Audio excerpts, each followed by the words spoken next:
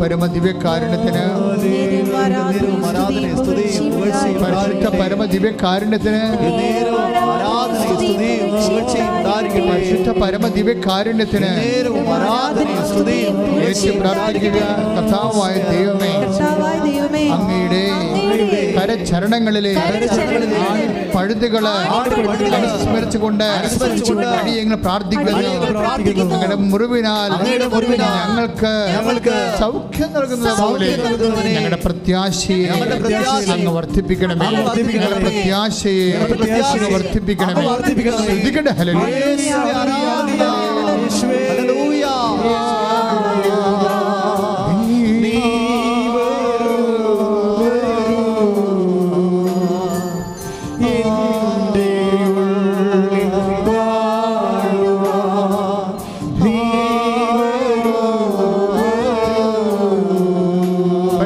പരമദിവ്യകാരുണ്യത്തിന് പരിശുദ്ധ പരമദിവ്യകാരുണ്യത്തിന് കർത്താവായ ഈശോയെ, അങ്ങയുടെ തിരുശിരസ്സിൽ അണിയുന്ന മുൾക്കിരീടങ്ങളെ അനുസ്മരിച്ചുകൊണ്ട് ഞങ്ങൾ പ്രാർത്ഥിക്കുന്നു. ഞങ്ങളെ ആ മുൾക്കിടത്തിന്റെ ശക്തിയാൽ കർത്താവേ, ദൈവസ്നേഹത്താൽ ഞങ്ങളെ അഭിഷേകം ചെയ്യണമേ. അഭിഷേകം ചെയ്യണമേ. ആരാധന യേശുവേ, ആരാധന ആരാധന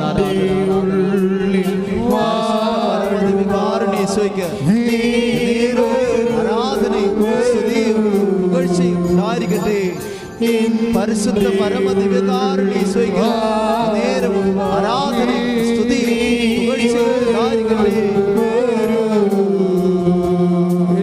കർത്താവായ ദൈവമേ, ചമ്മട്ടിയടിയേറ്റ അങ്ങയുടെ തിരുമേനിയിലെ എല്ലാ പാടുകളെയും അടിയങ്ങൾ വിട്ട് ആരാധിക്കുന്നു, സ്തോത്രം ചെയ്യുന്നു. കർത്താവേ, പാടുകളാൽ ഞങ്ങളെ ശക്തീകരിക്കണമേ.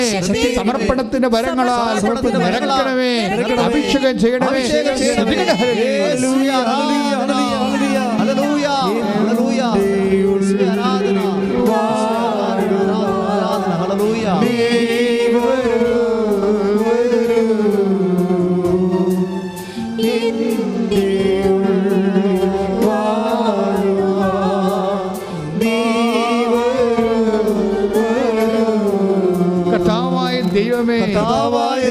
പിലാത്തോസിന്റെ കൊത്തളം മുതല് ഗാഗുൽത്താ വരെ നടന്നു നീങ്ങിയ രക്തമണിഞ്ഞ ദൈവസ്നേഹത്തിന്റെ രക്ഷാകര പാദമുദ്രകളെ ഞങ്ങൾ ആരാധിക്കുന്നു, സ്തുതിക്കുന്നു, നന്ദി പറയുന്നു. പാദമുദ്രകൾ വിശ്വാസത്തിന്റെ ജീവിതം ജീവിക്കുവാൻ, സാക്ഷ്യമായി ജീവിക്കുവാൻ ഞങ്ങളെ അഭിഷേകം ചെയ്യണമേ. ആരാധന ഹല്ലേലൂയ ഹല്ലേലൂയ ആരാധന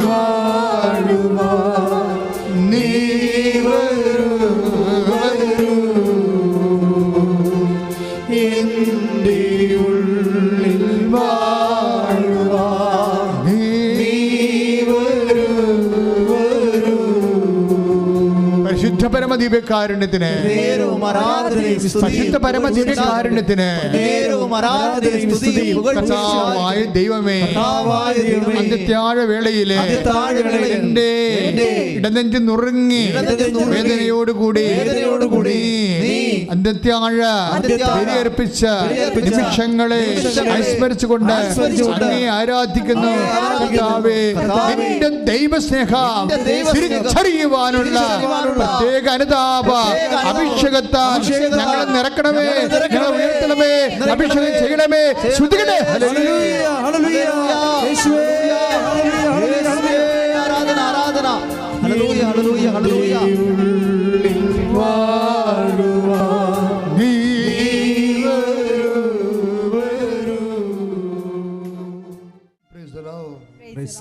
I യെശയ്യായുടെ തിരുവചനങ്ങൾ 42-ാം അധ്യായം 16-ാമത്തെ വാക്യങ്ങളിലൂടെയാണ് നമ്മൾ ധ്യാനിക്കാൻ തുടങ്ങുന്നത്. അജ്ഞാതമായ മാർഗത്തിൽ കുരുടരെ ഞാൻ നയിക്കും, അപരിചിതമായ പാതയിൽ അവരെ ഞാൻ നടത്തും. അവിടെ മുമ്പിൽ അന്ധകാരത്തെ ഞാൻ പ്രകാശമാക്കുകയും ദുർഘടദേശത്തെ നിരപ്പാക്കുകയും ചെയ്യാം. Praise Lord. അപ്പം ദൈവവചനത്തിൻ്റെ ഒരു പ്രവർത്തന രീതിയാണ്. അപ്പം നമ്മുടെ ജീവിതം എങ്ങനെ ഗതി പിടിക്കുമോ നമുക്ക് ഒരു എത്തുപിടി ഉണ്ടാകത്തില്ല. ചില സമയത്ത് നമുക്ക് അതിൻ്റെ മുമ്പിലൊരു നമ്മൾക്കൊരു വഴിയില്ല. അതിനെ how to do it we don't know, അറിയില്ല. കഴിഞ്ഞ ദിവസങ്ങളിലൊരു സാക്ഷി ഇവിടെ ഉണ്ടായത്, യൂട്യൂബിലുണ്ട് ആ സാക്ഷ്യം, നല്ല സാക്ഷ്യമാണ്. ഒരു ചേച്ചി അവന് ആറ്റിറമ്പത്താണ് വീട് കൊണ്ട് വെച്ചിരിക്കണത്. ഇപ്പം നമ്മൾ പൊന്മാൻ ആറ്റിറമ്പിൽ മുട്ടയിടുന്ന കേട്ടിട്ടുണ്ടല്ലേ, വെള്ളപ്പൊക്കം ഉണ്ടാകുമ്പോൾ ഒക്കെ പോവും. ഇതങ്ങനെയല്ല, CRZ പ്രോബ്ലമാണ്. CRZൻ്റെ പ്രശ്നമാണ് എന്ന് വെച്ച് കഴിഞ്ഞാൽ കോസ്റ്റൽ റെഗുലേഷൻ ആക്ട് അനുസരിച്ചിട്ട് ഇവർക്ക് പഞ്ചായത്തിന് നമ്പർ കിട്ടത്തില്ല. വേറെ പ്രശ്നമൊന്നുമില്ല. അത് തന്നെ ഏറ്റവും വലിയ പ്രശ്നമാണ്. ഇവർ പല പ്രാവശ്യം 7-8 പ്രാവശ്യം പഞ്ചായത്ത് ചെല്ലും. അത് പറയും ഇത് CRZൻ്റെ പരിധി നിൽക്കുന്നതാണ്. അപ്പോൾ പുഴകളും ബാധകമാണ്, CRZൻ്റെ ഉള്ളിലുള്ളതാണ്. ഉപ്പുവെള്ളം എവിടം വരെ കയറുന്നു അതാണ് അതിൻ്റെ നിയമം. ഉപ്പുവെള്ളം കടലിൽ നിന്ന് എവിടം വരെ കയറുന്നു, വേലിയേറ്റം എവിടം വരെ ഉണ്ടാകാൻ പോകുന്നു, അതെല്ലാം CRZൻ്റെ പരിധിയിലുള്ളതാണ്. അപ്പോൾ ഇവർക്ക് അതൊന്നും അറിയത്തില്ല. ഈ പുഴയിൽ ഉപ്പുവെള്ളം കയറുന്നുണ്ടോ, ഇവിടം വരെ കയറുന്നുണ്ടോ എന്താണെന്ന് നമുക്കൊന്നും അറിയത്തില്ല. അവർ വീട് വെച്ച് അവരുടെ സ്ഥലം അവർക്ക് അവിടെ ഉണ്ടായിരുന്നുള്ളൂ. അതാ പ്രശ്നം. അവർക്ക് സ്ഥലം അവിടെ ഉണ്ടായിരുന്നുള്ളൂ, അതുകൊണ്ട് അവിടെ വീട് വെച്ചു. അപ്പോൾ CRZൻ്റെ പരിധിയിൽ നിന്ന് 1-2 മീറ്റർ അകത്ത് കയറിപ്പോയി. ഇപ്പം എന്നാ കുഴപ്പമായി, മൊത്തം കുഴപ്പമായി. എന്താ കുഴപ്പം? അവർക്ക് നമ്പർ കിട്ടണില്ല. അവർ പലരെയും വിളിച്ച് സംസാരിച്ചു, പക്ഷെ അങ്ങനെ സംസാരിച്ചാൽ തീരുന്ന വിഷയമില്ല. ഇത് ഇവിടുന്ന് ടേക്കപ്പ് ചെയ്തിട്ട് ഇതിൻ്റെ ഒരു CRZ ഓഫീസ് ട്രിവാൻഡ്രത്തുണ്ട്. അവിടെ ചെന്നിട്ട് ചില ലൂപ്പ് ഹോൾസൊക്കെ ഉണ്ട് തരാൻ പറ്റുന്നത്. പക്ഷേ ഇവർക്ക് ആ ലൂപ്പ് ഹോൾ ഞാൻ നോക്കിയിട്ടില്ല ശരിക്കും. കാര്യം അതിൻ്റെ അപ്പുറത്തും ഇപ്പുറത്തും വീടുണ്ടാകണം, അത് നേരത്തെ ഉള്ള വീടുകളായിരിക്കണം, അവർ ഗവൺമെൻറ് നിശ്ചയിക്കുന്ന സ്ഥലത്തിൻ്റെ ഇപ്പുറത്തായിരിക്കണം. അങ്ങനെ കുറേ റെഗുലേഷൻസ് അവരുടെ കയ്യിലുണ്ട്. അത് അനുസരിച്ച് ഇവർക്ക് കിട്ടാൻ സാധ്യതയില്ല. അപ്പോൾ ഇങ്ങനെ ഇരിക്കുന്ന സമയത്ത് ഇവർക്ക് എന്ത് ചെയ്യും? വഴിയില്ലല്ലോ. അപ്പോൾ ഇതിന് എല്ലാവരോടും ചോദിക്കുന്നുണ്ട് ഇവർ, വഴിയുണ്ടോ, ഇതിന് വല്ല വഴിയും കിട്ടുമോ, ഇത് കിട്ടുമോ ഞങ്ങൾ. എന്താ വെച്ചാൽ നമ്പർ കിട്ടിയില്ലെങ്കിൽ പിന്നെ എന്ത് പറ്റും? ഇലക്ട്രിസിറ്റി കിട്ടത്തില്ല. ഇലക്ട്രിസിറ്റി കിട്ടിയില്ലെങ്കിൽ പിന്നെ വെള്ളം കിട്ടത്തില്ല. ജപ്പാൻകുടി വെള്ളമാകും. ഒരു പരിപാടി അവിടെ നമ്പറില്ലെങ്കിൽ ഒന്നും ചെയ്യാൻ പറ്റത്തില്ല. അപ്പോൾ അതൊരു ബ്ലോക്കാണ് ശരിക്കും. പുതിയ വീടുമാണ്, വേറെ സ്ഥലവും ഇല്ല, ഉണ്ടായ കാശും പോയി. അപ്പോൾ ഇവരിങ്ങനെ വിഷമിച്ച് വഴിമുട്ടി ഇങ്ങനെ ഗതിമുട്ടി നിൽക്കും. അപ്പോൾ അവരുടനെ കൊണ്ടുവന്ന് എന്താ ചെയ്യണത്? അവർ ഉടമ്പടി ചെയ്യും. ഉടമ്പടിയുടെ ഒരു രീതി അതാണ്. ഉടമ്പടി ഹെവി ഡ്യൂട്ടി പ്രെയറാണെന്ന് ഞാൻ എപ്പോഴും പറയും. ഉടമ്പടി ഇന്ന് നിലവിൽ സഭയിൽ ഇന്ന് ലഭ്യമായതിൽ വെച്ച് it is A proven fact. ഉടമ്പടിയുടെ സാക്ഷികൾ നോക്കിയാൽ മനസ്സിലാകും. അത് 1-2 ഒന്നുമല്ല, ഒരു 6000-6500 സാക്ഷ്യങ്ങൾ ഓൾറെഡി അപ്പ് ചെയ്തിട്ടുണ്ടേ. ഇത് കൂടാതെ 10,000 സാക്ഷ്യം അപ്പ് ചെയ്യാതെ ഇവിടെ കൃപാസനത്തിൽ ഇരിപ്പുണ്ട്. കാര്യം ഇത് സാധാരണഗതിയിൽ ഞങ്ങൾ ഒരു A ക്ലാസ് സാക്ഷ്യങ്ങളാണ് സാധാരണഗതിയിൽ എടുക്കുന്നത്. ബാക്കി കുറേ സാക്ഷ്യങ്ങളുണ്ടായി. ആൾക്കാർക്ക് കൊണ്ട് സമാധാനം പറയിപ്പിച്ചിട്ട് അവർക്ക് സമാധാനം കൂടുതൽ പറഞ്ഞു വിടും. പക്ഷെ അതൊന്നും അപ്പ് ചെയ്യത്തില്ല. കാര്യം ഉടമ്പടി അപ്പ് ചെയ്യണമെന്നുണ്ടെങ്കിൽ ഉടമ്പടി ഫീച്ചേഴ്സ് ഉണ്ടാകണം. അത് ടൈം ഷോർട്ട് ചെയ്യണം, സ്പേസ് ഷോർട്ട് ചെയ്യണം, പിന്നെ not by merit but by grace ആകണം. കുറേ കാര്യങ്ങളുണ്ട്. ഉടമ്പടിയുടെ സാക്ഷ്യമാണെന്ന് അറിയണമെങ്കിൽ അതിൻ്റെ കുറേ ഫീച്ചേഴ്സ്, ഉടമ്പടി ഫീച്ചേഴ്സുണ്ട്. ഇതുപോലെ തന്നെ ആയിരിക്കണം, ഇതുപോലെ നോട്ട് നോൺ ആയിരിക്കണം, എന്നുവെച്ചാൽ അജ്ഞാതമായിരിക്കണം. ഇതിൻ്റെ വഴികളൊന്നും അജ്ഞാതമായിരിക്കണം, ദൈവത്തിൻ്റെ നേരിട്ടുള്ള ഇടപെടലായിരിക്കണം. അപ്പോൾ അങ്ങനെ ഉള്ള സാക്ഷ്യങ്ങളിൽ ഇപ്പോൾ ഈ ചേച്ചി വന്ന് ഉടമ്പടി ചെയ്ത്, ഇപ്പം നമ്മളെപ്പോഴും ഉടമ്പടി ചെയ്യുമ്പോൾ ശ്രദ്ധിക്കേണ്ട കാര്യം, ഉടമ്പടി ചെയ്യുമ്പോൾ ശ്രദ്ധിക്കേണ്ട കുറേ കാര്യങ്ങളുണ്ട്. അതിലൊന്ന്, നീ ഒരു അവിശ്വാസി അല്ല എന്ന് ആദ്യം ദൈവതിരുസന്നിധിയിൽ പ്രഖ്യാപിക്കണം. നീ ക്രിസ്ത്യാനിയാകാം, പ്രാർത്ഥന ചെല്ലുന്നുണ്ട്, കുടുംബ പ്രാർത്ഥന ഉണ്ട് അല്ലേ, എല്ലാ കാര്യങ്ങൾക്കും ദൈവത്തോട് ചോദിച്ചുകൊണ്ടാണ് പോണത്. പക്ഷേ ലിസ്റ്റിലില്ല നീ, അതാണ് ഒരു പ്രശ്നം. എല്ലാ ക്രിസ്ത്യാനിക്കും പറ്റുന്ന ഒരു അബദ്ധമാണിത്. സമയത്ത് അവർ ഞായറാഴ്ച പള്ളിയിൽ പോകും, പള്ളിയിൽ പോകും, അവർ കുമ്പസാരിക്കും, കുർബാന സ്വീകരിക്കും, കുടുംബ പ്രാർത്ഥന ചെല്ലും. പക്ഷേ വിശ്വാസികളുടെ ലിസ്റ്റ് പ്രസിദ്ധീകരിക്കുകയാണെങ്കിൽ നിൻ്റെ പേര് ഉണ്ടാകത്തില്ല. അതെന്താ അങ്ങനെ സംഭവിക്കുന്നത്? വിശ്വാസികളുടെ ലിസ്റ്റിലില്ല. കാര്യം വിശ്വാസികളായിട്ടുള്ള എല്ലാ കാര്യങ്ങളും ഫഡായിട്ട് ചെയ്തിട്ടുണ്ട്, പക്ഷേ ലിസ്റ്റിലില്ല. അത് ഭയങ്കര സങ്കടകരമായ പ്രശ്നമാണ് അല്ലേ. നമ്മൾ ശരിക്കും പഠിക്കും അല്ലേ, നന്നായിട്ട് പരീക്ഷ എഴുതും, പക്ഷേ റിസൾട്ട് വരുമ്പോൾ ആ ലിസ്റ്റിലില്ലെങ്കിലുള്ള അവസ്ഥ എന്തായിരിക്കും? അപ്പം we will get boiling inside, നമ്മളിങ്ങനെ തിളച്ച് മറിയും. അതെന്താ പ്രശ്നം വെച്ചാൽ ലിസ്റ്റില്ലാത്തതിൻ്റെ കാരണമാണ്. ഇപ്പോൾ അതറിയണമെങ്കിൽ ചില സിറ്റുവേഷനിലൂടെ കടന്നു പോകുമ്പോഴേ നമ്മുടെ റേറ്റിംഗ് എങ്ങനെ ഉണ്ടെന്ന് അറിയാൻ പറ്റത്തുള്ളൂ. അപ്പോൾ നമ്മളുടെ പേര് തോമസ് ആണ് അല്ലേ, അറിയാം. എന്താ കാരണം? ക്രിസ്ത്യൻ ക്ലാസിക്കൽ നെയിം തന്നെ ഇടുന്നവരുണ്ട്, ഇപ്പോഴും ക്രിസ്ത്യൻ ക്ലാസിക്കൽ നെയിം തന്നെ ഇടുന്നവരുണ്ട്. അങ്ങനെയൊക്കെ നമ്മൾ വളരെ കൃത്യമായിട്ട് പോകുന്നവരൊക്കെയാണ്, കാര്യങ്ങൾ ശരിയാണ്, പക്ഷേ ലിസ്റ്റിലുണ്ടാകത്തില്ല. അതെന്താ ലിസ്റ്റിലെന്ന് പറഞ്ഞാൽ നിങ്ങളുടെ ലിസ്റ്റ് വിശ്വാസികളുടെ ലിസ്റ്റിൽ ഇല്ലെന്ന് തന്നെയല്ല പ്രശ്നം, അവിശ്വാസികളുടെ ലിസ്റ്റ് ചിലപ്പോൾ ഉണ്ടാകാൻ സാധ്യതയുണ്ട്. അപ്പോഴാണ് നമ്മൾ ഞെട്ടണത്. നമ്മൾ നിന്തളം പറഞ്ഞു പോകും. കാര്യം വിശ്വാസികളുടെ ലിസ്റ്റിലായി ഇല്ല, അവിശ്വാസികളുടെ ലിസ്റ്റിൽ നിന്നല്ല വെട്ടിപ്പും മേനയുമായിട്ട് കിടപ്പുണ്ട് അവിടെ പേര് അവിശ്വാസിയായിട്ട്. എന്താ കാരണം എന്ന് വെച്ച് കഴിഞ്ഞാൽ ദൈവത്തെ നമ്മൾ ബോധ മനസ്സ് ദൈവത്തെ വിശ്വസിക്കും, പക്ഷേ അബോധ മനസ്സ് ദൈവത്തെ വിശ്വസിക്കത്തില്ല. ഇതൊരു ആത്മീയ അപകടമാണ്. എന്താണ് നമ്മൾ ഈ നോൻപ് കാലത്ത് വളരെ കൃത്യമായിട്ട് ഇങ്ങനെ ഒന്ന് ഇൻട്രോസ്പെക്റ്റ് ചെയ്യണത് നല്ലതാണ്. എന്നാൽ ബോധ മനസ്സ് ദൈവത്തെ വിശ്വസിക്കും, ഇറ്റ്സ് ഓക്കെ, പക്ഷേ അബോധ മനസ്സ് ദൈവത്തെ വിശ്വസിക്കണില്ല. അതെന്താ പ്രശ്നം വെച്ച് കഴിഞ്ഞാൽ, ഇപ്പം ചേച്ചിയുടെ കാര്യം തന്നെ എടുക്കാം. ചേച്ചി ഇവിടെ 7 പ്രാവശ്യം അവർ പഞ്ചായത്തിൽ പോയിട്ടുണ്ട്. അപ്പോൾ പഞ്ചായത്തിൽ നിന്നല്ല, ട്രിവാൻഡ്രം പോലും കിട്ടത്തില്ലെന്ന് സെക്രട്ടറി കട്ടൻഡൻ്റായിട്ട് പറഞ്ഞു. ഇത് പെട്ടത് തന്നെയാണെന്ന് പറഞ്ഞു. അപ്പോഴവരൊന്ന് ഉടമ്പടി ചെയ്യും. ഉടമ്പടി ചെയ്യണമല്ല പ്രശ്നം, ചെയ്യണോടുകൂടി ചിലപ്പോൾ നിൻ്റെ ഇത്രയും നാളുള്ള മാർക്കെല്ലാം നെഗറ്റീവ് മാർക്കായി പോകും.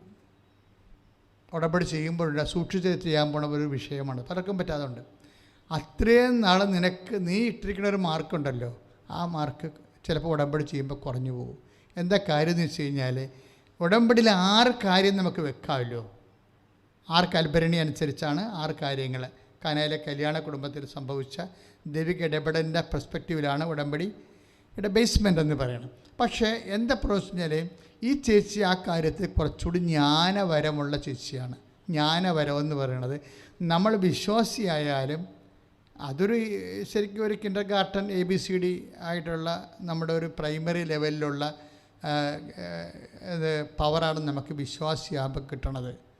പക്ഷേ ഇതിനകത്ത് എക്സ്ട്രാ വിശ്വാസം ജീവിക്കണമെന്നുണ്ടെങ്കിലും വിശ്വാസം പ്രഖ്യാപിക്കണമെന്നുണ്ടെങ്കിലും നമുക്ക് ജ്ഞാനവരം വേണം.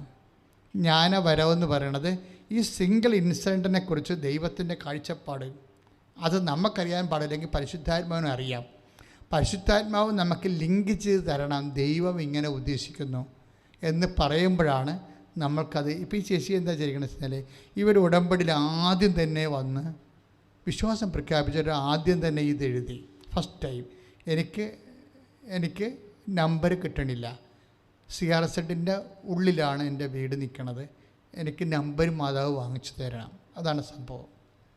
പക്ഷേ അത് ശരിക്കും പറഞ്ഞാൽ ഇവർക്ക് 2 or 3 ആയിട്ട് എഴുതേണ്ട വേറെ ആൾക്കാർ വരുവാണെങ്കിൽ അവർ 2 or 3 പ്രാവശ്യം സെക്ഷനിൽ ഇത് എതിർത്തുള്ളൂ. എന്താ കാര്യം, ഇത് കിട്ടാൻ സാധ്യത കാര്യമില്ലത്. പിന്നെ നമ്മൾ ഉടമ്പടി എടുത്തത് കിട്ടിയില്ലെന്ന് വരുമല്ലോ, മാതാവിന് എന്തിനാ പണി ഉണ്ടാക്കണം വിചാരിച്ചുകൊണ്ട് നീ പമ്മിയിട്ട് സാധനം വെക്കും. അവിടെയാണ് നമ്മളെ ഏത് പൊസിഷൻ. ഇപ്പോൾ നിങ്ങൾക്ക് ഭർത്താവിന് ക്യാൻസറാണ് എന്ന് വിചാരിച്ചോ, ഇപ്പോൾ ഡോക്ടർ പറഞ്ഞത് 4th സ്റ്റേജാണ്, അല്ലെങ്കിൽ ഇപ്പോൾ കഴിഞ്ഞ ദിവസങ്ങളിലൊരു സാക്ഷി ഇവിടെ ഉണ്ടായിരുന്നു. അതായത് അവരുടെ കുട്ടിക്ക് ഡൗൺ സിൻഡ്രോമാണ്. 5 മാസമാണ്. അപ്പോഴും 3 സ്കാനിങ് കഴിഞ്ഞപ്പോഴും 3 സ്ഥലത്തു നിന്ന് കിട്ടിയ സെക്കൻഡ് ഒപ്പീനിയൻ എടുത്തപ്പോഴും കുട്ടിയെ ടെർമിനേറ്റ് ചെയ്ത് കളയാൻ പറഞ്ഞു. പക്ഷെ അവർ 5 മാസം ഇങ്ങനെ ചുവന്നു നടക്കുമ്പോൾ കൊച്ചുമായിട്ട് അവർക്ക് അമ്മയ്ക്ക് അറ്റാച്ച്മെൻ്റ് ആയിപ്പോയി, ഭയങ്കര ഇമോഷണലായിട്ടുള്ള അറ്റാച്ച്മെൻ്റായി.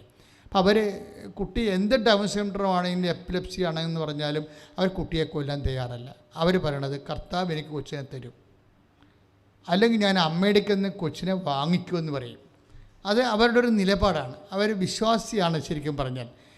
കാര്യം അവരെ വിശ്വസിക്കുന്നത് ഈ ശാസ്ത്രത്തിൻ്റെ അപ്പുറത്ത് ദൈവത്തിൻ്റെ ഒരു കരുണ, ദൈവത്തിന് ഒന്നും അസാധ്യമില്ലല്ലോ. ഇപ്പം അമ്മ മാതാവിൻ്റെ അടുത്ത് അമ്മ മാതാവ് ഒരു ചോദ്യം ചോദിക്കുന്നുണ്ട്. എന്താണ് ചോദ്യം എന്ന് പറയണത്? ഇതെങ്ങനെ സംഭവിക്കും എന്ന് ചോദിക്കും. ഇതെങ്ങനെ സംഭവിക്കുമെന്ന് ചോദിക്കും.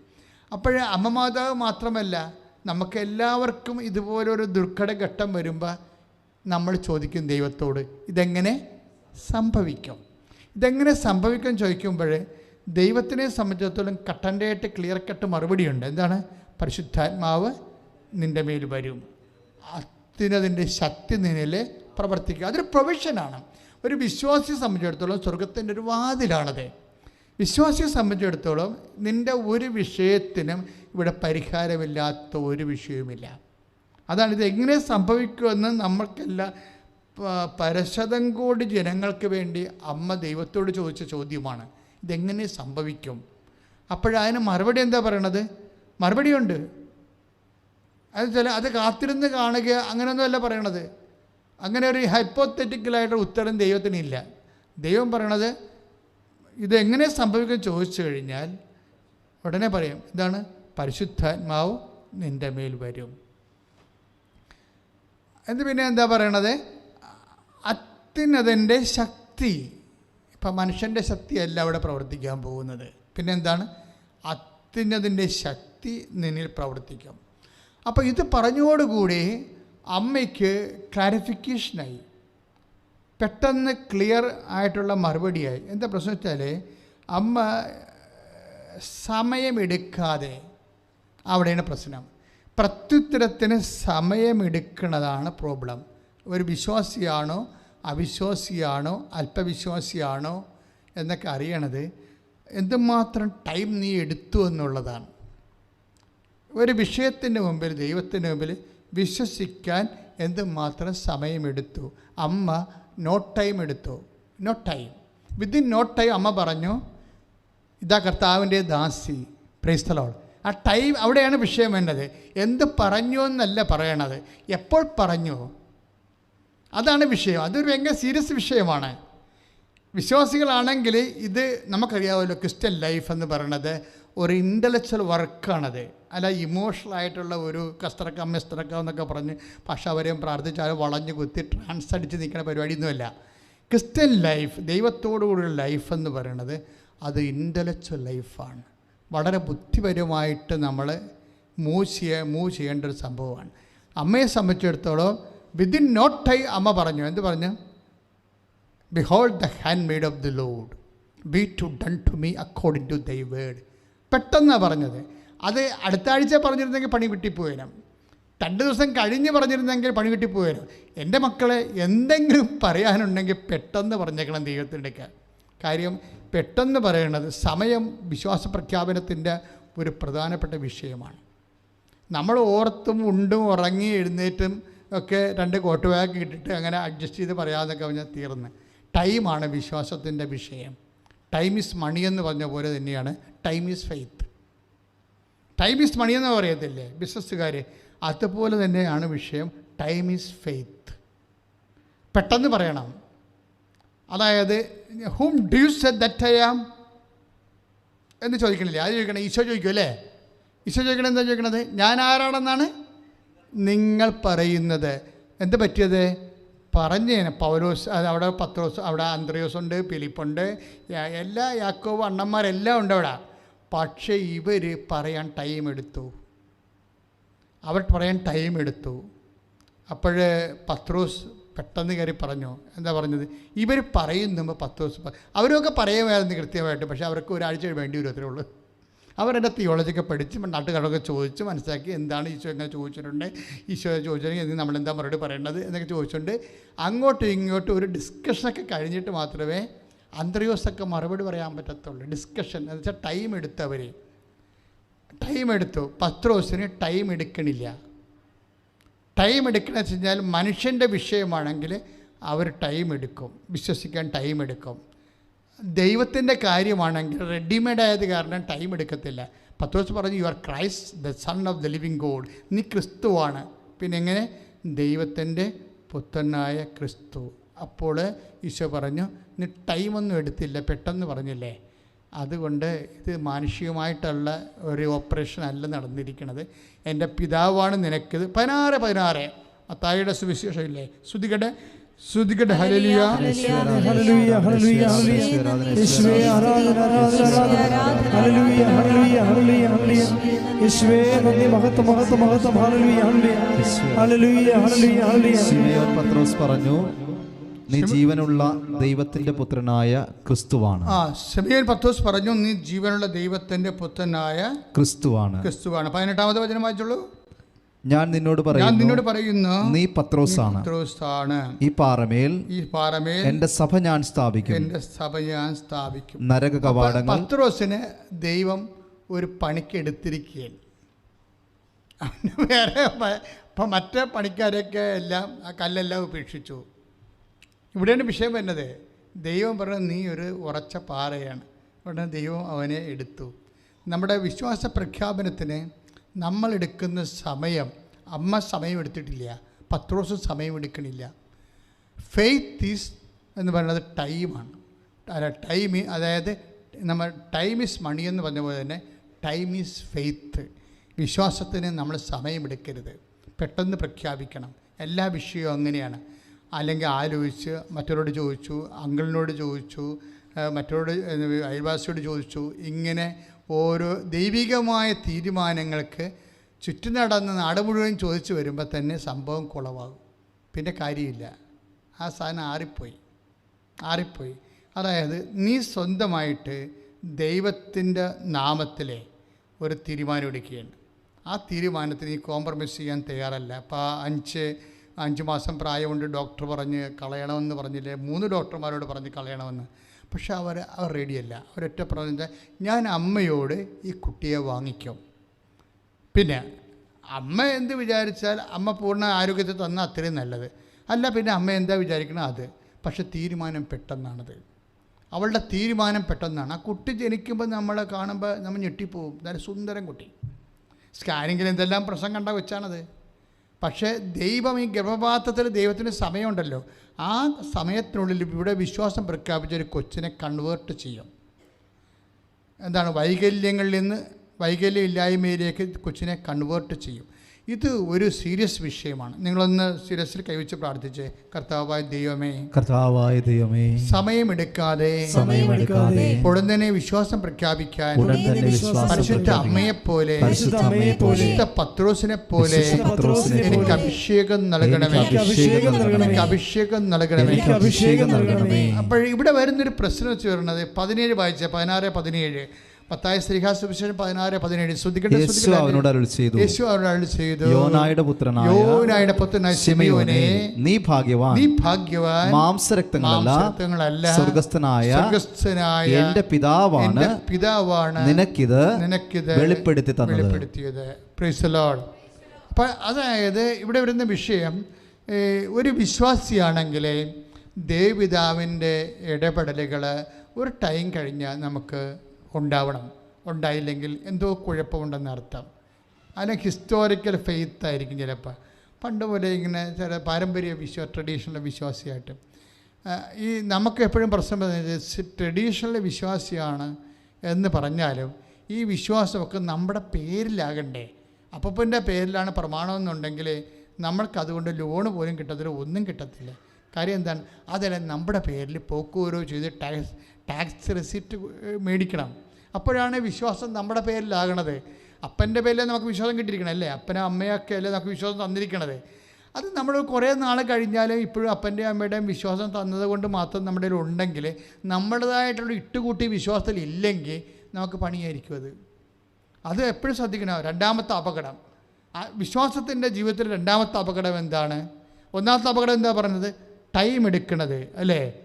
എത്രയും വേഗം വിശ്വാസം പ്രഖ്യാപിക്കാൻ കഴിയണം. അമ്മ അങ്ങനെയാണ് പറഞ്ഞത്. എങ്ങനെ സംഭവിക്കും എന്ന് ചോദിക്കുമ്പോൾ 37-36 ചോദിച്ചത് എങ്ങനെ സംഭവിക്കും?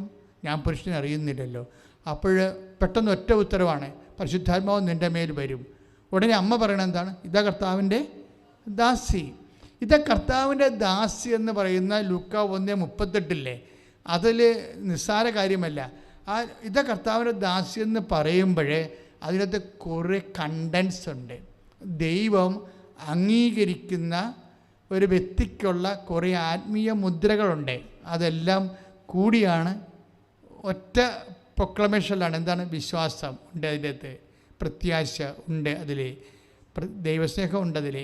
ഇത് മൂന്നും കൂടിയിട്ടാണ് അതിനൊരു പേരിട്ടിരിക്കുന്നത്. എന്താണ്? സമർപ്പണം. വിശ്വാസം, പ്രത്യാശ. അതുകൊണ്ടാണ് അമ്മ പറയണത് എന്താണ്? അപ്പ ഞാനിത് വിശ്വസിക്കുന്നു, പ്രത്യാശിക്കുന്നു, എല്ലാം ഔട്ട് ഓഫ് ലവ്. അതാണ് പ്രശ്നം. നമ്മൾ വിശ്വസിക്കുക. അമ്മ മരിയൻ ഫെയ്ത്ത് എന്ന് പറയുന്നത് അമ്മയുടെ വിശ്വാസം എന്താണ്? ഇതെങ്ങനെ സംഭവിക്കും? ഞാൻ പുരുഷനെ അറിയുന്നില്ലല്ലോ. അപ്പോൾ പരിശുദ്ധാത്മാവ് നിൻ്റെ മേൽ വരും, അത്യുന്നതൻ്റെ ശക്തി നിന്നെ പ്രവർത്തിക്കും എന്ന് പറയുമ്പോൾ അമ്മയ്ക്കത് മനസ്സിലാവത്തില്ല. It is not reasonable. പക്ഷേ റീസണബിൾ അല്ലെങ്കിലും അമ്മ പറയും, അപ്പ ഇത് ഞാൻ വിശ്വസിക്കുന്നു, പിന്നെ എന്താണ്? ഇത് ഞാൻ പ്രത്യാശിക്കുന്നു. ഇതെല്ലാം ഞാൻ വിശ്വസിക്കുകയും പ്രത്യാശിക്കുകയും ചെയ്യണത് നിന്നോടുള്ള സ്നേഹത്താലാണ്. അപ്പോൾ വിശ്വാസം, പ്രത്യാശ, സ്നേഹമായില്ലേ? ഇതെല്ലാം കൂടി ഒറ്റ വാക്കാണ് അമ്മ പറയണത്, ദാസി, സമർപ്പണം. പ്രാർത്ഥിക്കുക, കർത്താവേ അമ്മയെപ്പോലെ എനിക്ക് സമർപ്പണത്തിന്റെ വിശ്വാസവും പ്രത്യാശയും ദൈവസ്നേഹവും നിറഞ്ഞ സമർപ്പണത്തിന്റെ വരമായി എന്നെ അഭിഷേകം ചെയ്യണമേ.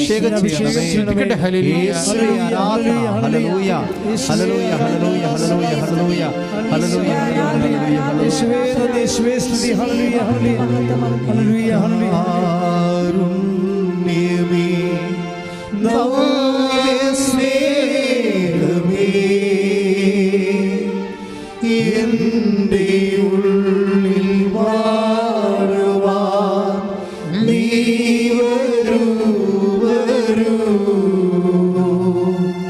എൻ്റെ ഉള്ളിൽ വാഴുവാൻ നീ വരൂ.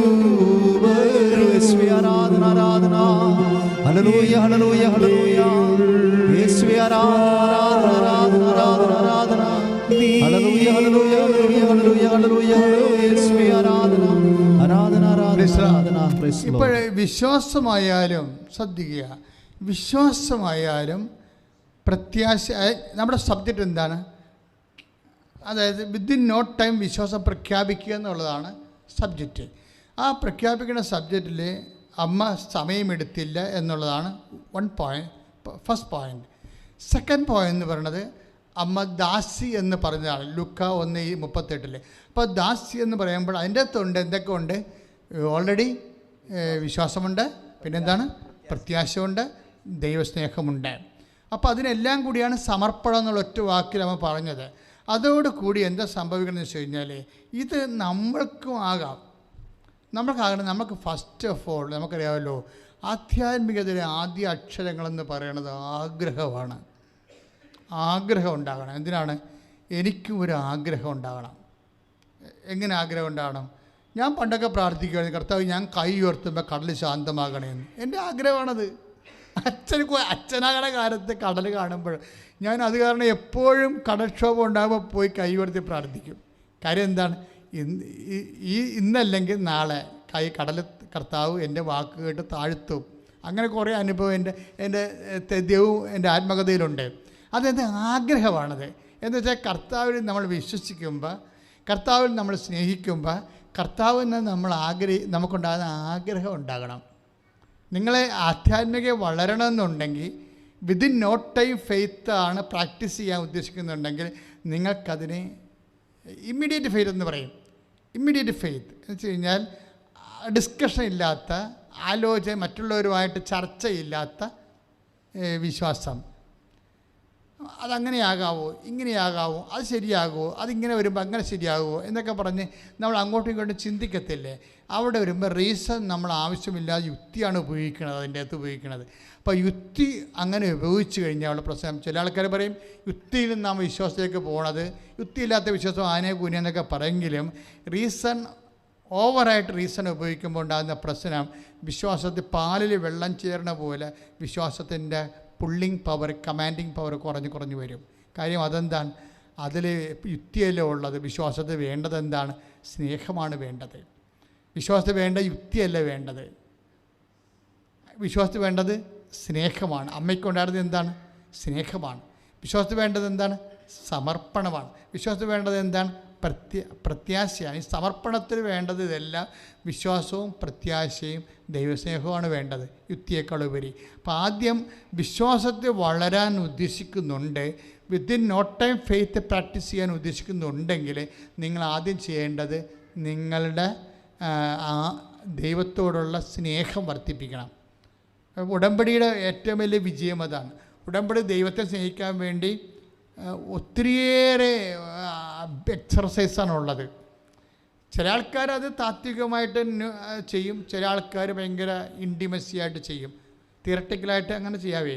ഉടമ്പടി ചില ഇപ്പം പ്രേക്ഷിത പ്രവർത്തനം ചെയ്യണം, ഓക്കെ ചെയ്യാമല്ലോ, അതിനെന്താ കുഴപ്പം? ചില ആൾക്കാർ ഒരു കെട്ട് പത്രത്തിന് 2 കെട്ട് ഇങ്ങനെ എടുക്കാൻ പറയും, എടുത്തിട്ട് അവർ കൊണ്ടുപോയി ഇങ്ങനെ നോട്ടീസ് വിതരണം പോലെ വിതരണം ചെയ്ത് ദാറ്റ്സൊക്കെ ക്ലിയർ ഓവറെന്ന് പറയും. അത് നമ്മൾ ടെക്നിക്കലായിട്ട് ചെയ്യണതാണ്. ചില ആൾക്കാർ പത്രമൊക്കെ വാങ്ങിച്ച് കയ്യിലെടുത്ത്, കർത്താവേ ഇത് കിട്ടുന്ന ആൾ നിന്നെ അറിയാൻ ഇടയാക്കണേ എന്ന് മനസ്സിരുന്ന് പ്രാർത്ഥിച്ച്, കർത്താവേ ഇത് ഒരു വിശ്വാസമില്ലാത്ത ആൾക്കാർക്ക് ഈ പത്രത്തെ തൊടുമ്പോൾ തന്നെ ഒന്ന് ഫീൽ ചെയ്യണേ ഈശോയെ, നിന്നെ തിരക്കി നടക്കാൻ ഇടയാകണേ കർത്താവേ എന്നൊക്കെ പറഞ്ഞ്, അത് ദൈവസ്നേഹത്തിൻ്റെ പ്രവർത്തനമാണ്. അതാണ് വിഷയം. അപ്പോൾ നമ്മളുടെ പ്രോബ്ലം ഇതൊക്കെ അങ്ങനെ തോന്നണമെന്നുണ്ടെങ്കിൽ ഈശോ പറഞ്ഞ പോലെ പിതാവിൻ്റെ ഒരു ടച്ച് വേണം. പിതാവിൻ്റെ ഒരു ടച്ച് വേണം. ഒന്ന് പ്രാർത്ഥിച്ചേ, കർത്താവായ ദൈവമേ, എൻ്റെ ജീവിതത്തിലെ ആധ്യാത്മിക ഉയർച്ചയ്ക്കായി ആവശ്യമായ ഉൾക്കാഴ്ചകള് നൽകുന്നതിന് പിതാവിന്റെ ഇടപെടലുണ്ടാകാൻ എന്നെ തിരഞ്ഞെടുക്കണമേ, എന്നെ ഏറ്റെടുക്കണമേ. ശ്രദ്ധിക്കട്ടെ,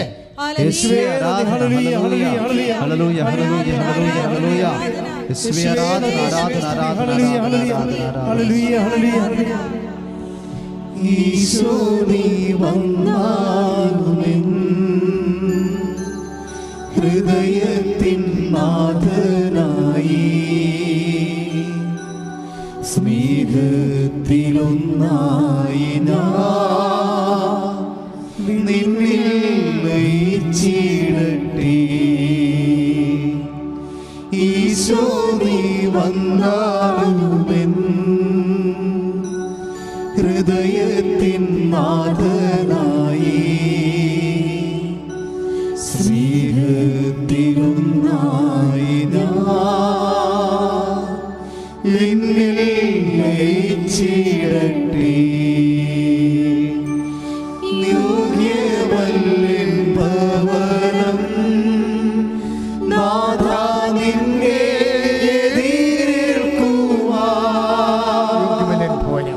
യോഗ്യവല്ലിൻ ഭവനം നാഥാ നിന്നെ എതിരേൽക്കുവാൻ ഒരു വാക്കരുളിയാലും എന്നെ നീ സുഖമാക്കിയാലും ഒരു വാക്കരുളിയാലും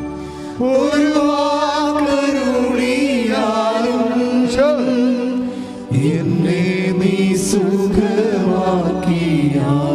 ഈശോ നീ വന്നാലുമെൻ ഈശോ നീ വന്നാലുമെൻ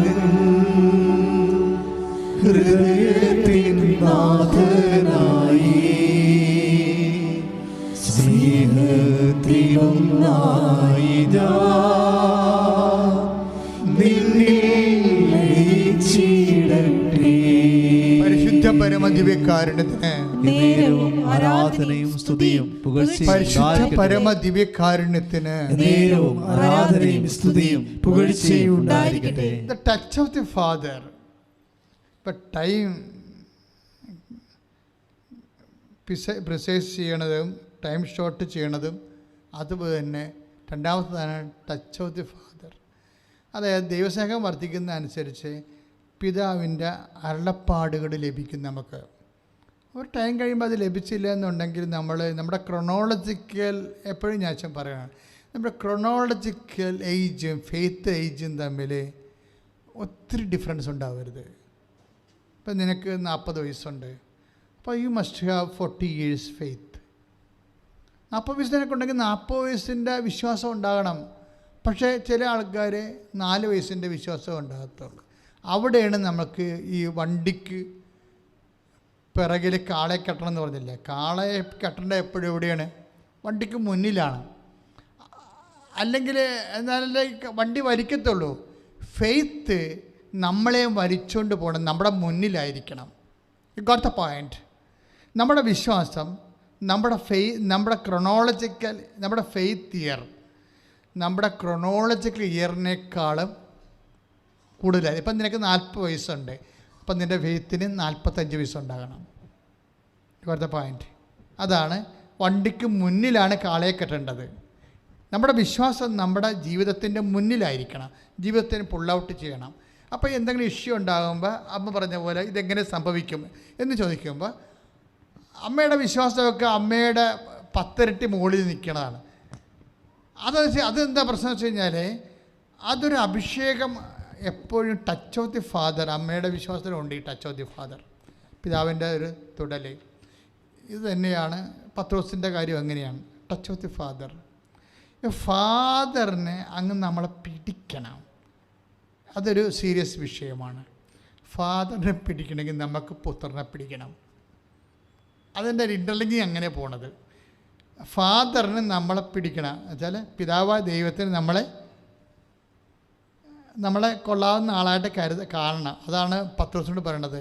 ഇത് മാംസരക്തങ്ങളല്ല എന്ന് പറയണില്ലേ? 16 എന്താ പറയണത്? എൻ്റെ സ്വർഗസ്ഥനായ പിതാവാണ് നിനക്കിത് വെളിപ്പെടുത്തിയത്. അപ്പോൾ ടച്ച് ഓഫ് ദി ഫാദർ എപ്പോഴും വിശ്വാസത്തിൻ്റെ ഒരു പ്രധാനപ്പെട്ട വിഷയമാണ്. കാര്യം അമ്മയുടെ വിശ്വാസത്തിൽ ഈ ടച്ച് ഓഫ് ദി ഫാദർ ഉണ്ട്. ഇതെങ്ങനെ സംഭവിക്കുമെന്ന് ചോദിക്കുമ്പോൾ മറുപടി എന്താ പറയണത്? അത്യുന്നതൻ എന്ന് പറഞ്ഞാൽ ആരാണ്? പിതാവായ ദൈവമാണ്. ടച്ച് ഓഫ് ദി ഫാദറാണത്. അത്യുന്നൊരു ശക്തി നിന്നിൽ പ്രവർത്തിക്കും. പിതാവിൻ്റെ ശക്തിയായ പരിശുദ്ധാത്മാവ് നിന്നിൽ പ്രവർത്തിക്കും എന്ന് പറയണ പിതാവിൻ്റെ പേര് കേട്ടോടുകൂടി മാതാവ് പിന്നെ ഒന്നും നോക്കിയില്ല. വന്നു കുരിശെങ്കിൽ കുരിശ്, മുൾക്കിടെങ്കിൽ മുൾക്കിടം, ഐ ഡോണ്ട് മൈൻഡ്, എനിക്ക് അപ്പായാണ് വലുതെന്ന് പറഞ്ഞുകൊണ്ട് ഇവർ വിശ്വാസം പ്രഖ്യാപിച്ച് പറയും. വന്നടുത്ത് വെച്ച് അപ്പ കണ്ടോളൂ എന്ന് പറയും. അതാണ് സംഭവം. ഇതാണ് അമ്മ പറഞ്ഞതാണ്. അതായത് ഇതാ കർത്താവിൻ്റെ ദാസി, അങ്ങ് പറഞ്ഞതുപോലെ എന്നിൽ സംഭവിക്കത്തട്ടെ. അതായത് വിശ്വാസം അതായത് പലപ്പോഴും കമ്മ്യൂണിക്കേറ്റീവായി മാറണമെന്നുണ്ടെങ്കിൽ എപ്പോഴും ടച്ച് ഓഫ് ദി ഫാദർ വേണം. പിതാവിൻ്റെ നിങ്ങൾ ഇന്നും പോയി ശ്രമിക്കണമെന്ന് പ്രാർത്ഥിച്ച് കർത്താവായ ദൈവമേ, എൻ്റെ വിശ്വാസത്തിലെ പിതാവിൻ്റെ സാന്നിധ്യം എനിക്ക് വ്യക്തമാകാൻ ഇടയാക്കണമേ. അത് ടച്ച് ഓഫ് ദി ഫാദർ വെറുതെ ഉണ്ടാകത്തില്ല. അത് അത്ര ഒരു ഭയങ്കര സീരിയസ് ആയിട്ടുള്ള ഒരു ടാസ്ക് അല്ല ശരിക്കും പറഞ്ഞാൽ. എന്നുവെച്ചാൽ നമ്മൾക്ക് പിതാവിനെ നമ്മളെ പിടിക്കണമെന്നുണ്ടെങ്കിൽ എന്ത് ചെയ്യണം? പുത്രനെ നമ്മൾക്ക് പിടിച്ചാൽ മതി. അതാണ് അത്രയും സിമ്പിളാണത്. പിതാവിന് നമ്മളെ ഇഷ്ടപ്പെടണമെന്നുണ്ടെങ്കിൽ നമുക്ക് പുത്രനെ ഇഷ്ടപ്പെട്ടാൽ മതി, ഈശോനെ ഇഷ്ടപ്പെട്ടാൽ മതി.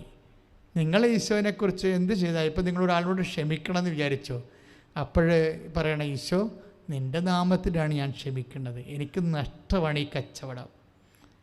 നാളെ ഇവർ എൻ്റെ വായിക്കരി പല്ലുണ്ടോ എന്ന് നോക്കും. മനസ്സിലായ? ഇവരുടെയൊക്കെ സ്വഭാവം എനിക്ക് നേരത്തെ അറിയാം. പക്ഷേ എങ്കിലും ഞാനിപ്പോൾ ക്ഷമിക്കണം. എന്തിനാണ്? നിൻ്റെ പേരിലാണ്. അപ്പോൾ ഇങ്ങനെ ഒരു എക്സർസൈസ് നമ്മൾ ചെയ്ത് കഴിയുമ്പോൾ എന്താ സംഭവിക്കണമെന്ന് ചോദിച്ചു കഴിഞ്ഞാൽ നമുക്ക് പുത്രനെ പിടിച്ചു. അപ്പോൾ പിന്നെ എന്ത് പറ്റും? ഉടനെ പിതാവിനെ നമുക്ക് ദാനമായിട്ട് കിട്ടും. അതാണ് സംഭവം. അപ്പോൾ ഇത് ടെക്നിക്കലായിട്ട് വളരെ, അതാണ് ഞാൻ പറഞ്ഞത്, Christian life it's an intelligent life, ബുദ്ധിപരമായിട്ട് കൈകാര്യം ചെയ്യേണ്ട ലൈഫാണിത്. നിങ്ങൾക്ക് പിതാവുമായിട്ട് ടച്ച് ഓഫ് ദി ഫാദർ വേണമെന്നുണ്ടെങ്കിൽ നിങ്ങളാദ്യം പുത്രനെ പിടിക്കണം. നിങ്ങൾ പുത്രനുമായിട്ട് നല്ല കണക്ഷൻ ആയിരിക്കണം, നല്ല കർത്താവിന് വേണ്ടി ജീവിക്കണമെന്നർത്ഥം. അങ്ങനെ വരുമ്പോൾ നമ്മൾ ദൈവദൃശ്യന് റെലവൻ്റ് ആകും, നമ്മൾ ശ്രദ്ധിക്കേണ്ട ഒരു വ്യക്തിയായിട്ട് മാറും. അങ്ങനെ വരുമ്പോൾ പിതാവിൻ്റെ വിസിറ്റും പിതാവിൻ്റെ ആയിട്ടുള്ള ടച്ച് ലൈനിങ്ങും ഒക്കെ ഉണ്ടാകും, നമുക്ക് ഇടപെടലുണ്ടാകും എല്ലാ കാര്യത്തിലും. ഇതൊരു അതായത് നമുക്കങ്ങനെ സിമ്പിളായിട്ട് ജീസസിൻ്റെ ലൈഫ് എന്ന് പറഞ്ഞ് മാത്രം പറ്റത്തില്ല.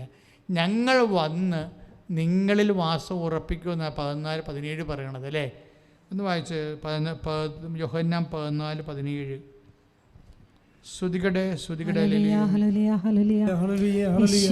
യേശുവേ ആരാധന ആരാധന ആരാധന. Hallelujah hallelujah hallelujah. യേശുവേ നന്ദി. Hallelujah hallelujah hallelujah. യേശുവേ മഹത്വം മഹത്വം മഹത്വം. Hallelujah hallelujah hallelujah. 14:20 എൻ്റെ കൽപ്പനകൾ സ്വീകരിക്കുകയും 14:21 യോഹന്നാന്റെ സുവിശേഷം എന്ന് പറഞ്ഞ എൻ്റെ കൽപ്പനകൾ സ്വീകരിക്കുകയും പാലിക്കുകയും ചെയ്യുന്നവനാണ് എന്നെ സ്നേഹിക്കുന്നത്. എന്നെ സ്നേഹിക്കുന്നവനെ പിതാവും സ്നേഹിക്കും. അച്ഛൻ പറഞ്ഞത് ടച്ച് ഓഫ് ദി ഫാദർ, എന്നെ സ്നേഹിക്കുന്നവനെ എൻ്റെ പിതാവ് സ്നേഹിക്കും. യേശുവിനെയാണ് നമ്മൾ ആദ്യം കയ്യിലെടുക്കേണ്ടത്. അപ്പം പിതാവ് നമ്മളെ കയ്യിലെടുക്കും. ഇത് വെരി സിമ്പിൾ. അതാണ് ഈ 14:21 വചനമുള്ളതോ. ഞാനും അവരെ സ്നേഹിക്കുകയും എന്നെ തന്നെ അവരെ വെളിപ്പെടുത്തുകയും ചെയ്യും. Price the Lord. ഹല്ലേലൂയ. യേശുവേ സ്തോത്രം. അപ്പോഴേ ഇത് ഒരു വിശ്വാസത്തിൻ്റെ വളർച്ചയിൽ 2 കാര്യങ്ങൾ കണ്ടു. ഒന്ന് ടൈം കണ്ടൻറ്റ്, രണ്ടാമത്തത് ടച്ച് ഓഫ് ദി ഫാദർ. ഈ 2 കാര്യങ്ങൾ. ഈ 2 കാര്യങ്ങളാകുമ്പോൾ ദൈവം ഒരു ഓൺലൈൻ ആയിപ്പോവും നമ്മുടെ. അങ്ങനെയാണ് ഇവിടെ ആൾക്കാർ. ഓൺലൈൻ എന്ന് പറഞ്ഞാൽ നീ നടക്കേണ്ട വഴി നീ നടക്കേണ്ട വഴി. അങ്ങനെ നമ്മുടെ സങ്കീർത്തനത്തിൽ അങ്ങനെ ഒരു വാക്കുണ്ട്. സങ്കീർത്തനം 32:8 പറഞ്ഞോളൂ. ഞാൻ നിന്നെ ഉപദേശിക്കാം, നീ നടക്കേണ്ട വഴി കാണിച്ചു തരാം. നീ നടക്കേണ്ട വഴി കാണിച്ചു തരാം. 2 സംഭവം ഇതാണ്. ഇത് വെരി സിമ്പിൾ അല്ലേ? അതായത് ഒരു കാര്യത്തെക്കുറിച്ച് നമുക്ക് യാതൊരു ഐഡിയയും ഇല്ലെന്ന് വിചാരിച്ചോ. ഇപ്പോൾ ഈ ചേച്ചിയുടെ കാര്യം കണ്ടില്ലേ, അവർക്കൊരു ഐഡിയ ഇല്ല. എന്നുവെച്ചാൽ അവരുടെ സമയത്ത് അവരുടെ വീട് നിൽക്കുന്നത് CRZ പരിധിക്കകത്താണ് നിൽക്കുന്നത്. 7 പ്രാവശ്യം ഒരു പഞ്ചായത്തിൽ പോയി, ഇനി നടക്കാനവർക്ക് വഴിയില്ല, തീർന്നു. അപ്പോഴെന്താ പറയണത്? ഞാൻ നിന്നെ ഉപദേശിക്കാം. ഈ ബൈബിളിൻ്റെ ബൈബിൾ രസം പിടിച്ചു പോയാൽ പിന്നെ നമ്മൾ ജീവിതത്തിൽ ഇത് മാറ്റത്തില്ല. കാര്യം നമ്മുടെ ജീവിതം മുഴുവൻ ഇതിനകത്തുണ്ട്. നമ്മുടെ ജീവിതം എന്താണ് നമ്മുടെ പ്രശ്നം അത് മുഴുവൻ ബൈബിൾ പറയും, മണിമണി പോലെ പറയും. ബൈബിളുമായിട്ട് കുറച്ച്, ഇപ്പോൾ ഞാൻ മുമ്പ് പറഞ്ഞ പോലെ നിങ്ങൾ യേശുവായിട്ട് അടുത്ത്, അപ്പോൾ പിതാവ് നിങ്ങളോടടുത്ത് അങ്ങനെയൊക്കെ വരുമ്പോൾ എന്നാ പറ്റണമെന്ന് വെച്ച് കഴിഞ്ഞാൽ പതുക്കെ രഹസ്യങ്ങളിലേക്ക് പോരും, ദൈവത്തിൻ്റെ രഹസ്യങ്ങൾ. ഇപ്പോൾ ഈ ചേച്ചി എന്ന് പറയുന്നത്, ചേച്ചി ഇവിടെ വന്നപ്പോൾ തന്നെ അവർ വിശ്വാസം പ്രഖ്യാപിച്ചു. അവരെന്താണ്, നടക്കാത്ത കാര്യം ആദ്യമേ കയറി ഉടമ്പടി വെച്ച്. എന്താണ്, മനുഷ്യനെ കൊണ്ട് നടക്കത്തില്ലെന്ന് പറഞ്ഞിട്ടുണ്ട് നിയമപരമായിട്ട്. അപ്പോൾ ഇത് ആദ്യമേ വെച്ചു. ഇത് മനുഷ്യർ നടക്കത്തില്ലെന്ന് പറഞ്ഞിട്ടുണ്ട്, ഇനിയിപ്പോൾ ദൈവം എങ്ങനെയാണ് ആവുക, നടന്നാൽ കൊള്ളാം, മാതാവേ നടത്തണേ. ഇങ്ങനെയൊക്കെ ചില പഴങ്കഞ്ഞി ക്രിസ്ത്യാനികളുണ്ട്.